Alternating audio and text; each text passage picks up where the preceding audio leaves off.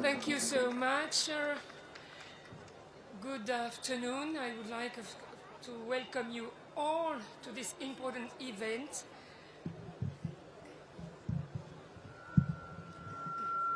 Okay. Thank you. So welcome in Brussels. I know that most of you are not from Belgium, are not from Brussels, and I would like to say how much it's a great pleasure today to be here with you, with people coming from all over the world, and I would like also to thank Mr. Patrick Kennedy, former congressman coming from the US. I would like also to welcome Mr. Bob Torricelli, who is also a former senator coming from the US.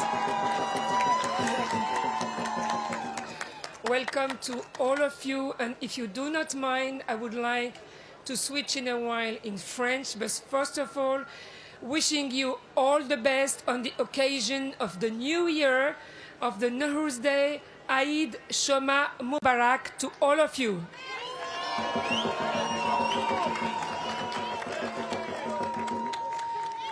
So now I take the floor in French because it's my mother tongue language.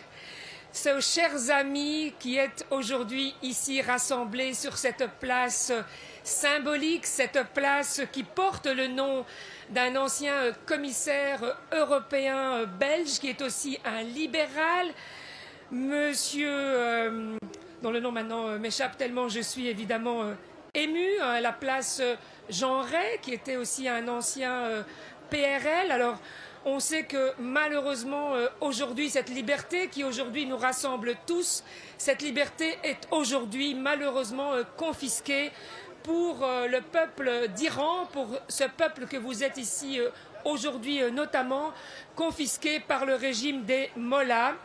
Et donc c'est aujourd'hui cette force pour la liberté que nous sommes aujourd'hui venus réclamer.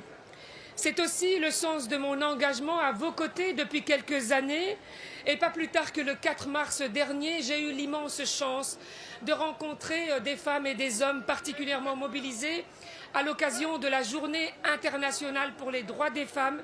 Et à cette occasion, j'ai été très heureuse de pouvoir m'entretenir et parler avec Madame Mariam Rajavi, qui est une...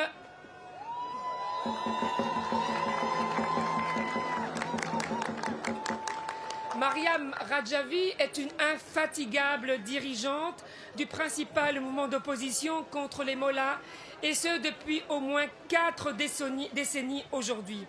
Et on sait combien il est difficile pour les femmes d'être à la fois des leaders politiques, mais surtout dans des pays où malheureusement l'islamisme politique a pris évidemment le dessus. Et je dois avouer que le courage de Madame Rajavi, sa détermination sont aussi aujourd'hui une force d'inspiration pour le mouvement de contestation en Iran, auquel de très nombreuses femmes, mais pas seulement, se retrouvent derrière. Et aujourd'hui, on le voit, ces femmes qui, au fond, sont les leaders d'unité de la résistance de l'OMPI. Et il faut évidemment le saluer, l'encourager et l'applaudir.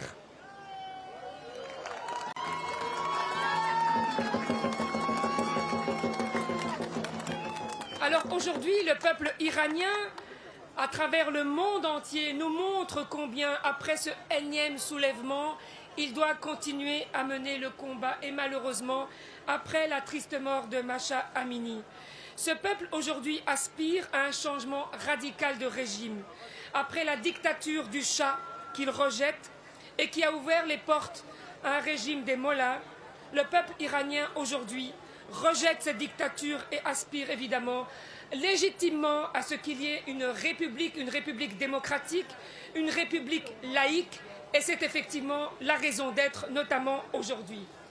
Ce régime qui ne protège pas, malheureusement, sa population, son peuple, ce régime continue à être une menace non seulement pour la population, mais il est aussi une menace pour la sécurité à la fois nationale, européenne et je dirais même mondiale.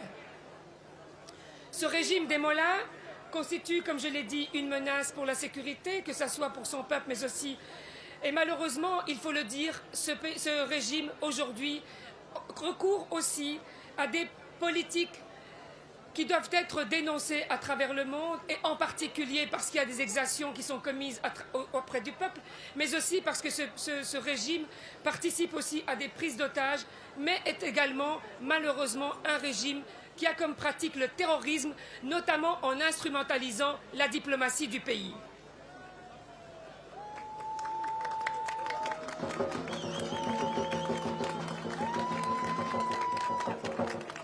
Mais fort heureusement, il y a des prises de conscience. Fort heureusement, il y a toute une série de mesures qui, en tout cas, sont appelées, et je l'espère de mon vœu, à être prises en considération, à la fois par les Nations Unies, mais aussi par l'Union européenne et les États membres, afin d'adopter aujourd'hui une position qui soit la plus ferme possible à l'égard du régime iranien, en inscrivant en particulier les gardiens de la révolution islamique sur la liste européenne des organisations terroristes, comme l'a encore demandé récemment des résolutions du Parlement européen, mais aussi du Parlement belge.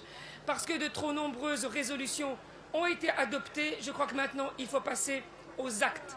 Et enfin, je dirais que ce nouvel an iranien voit enfin le printemps iranien s'inscrire définitivement dans le sillage de la liberté et de la démocratie en Iran.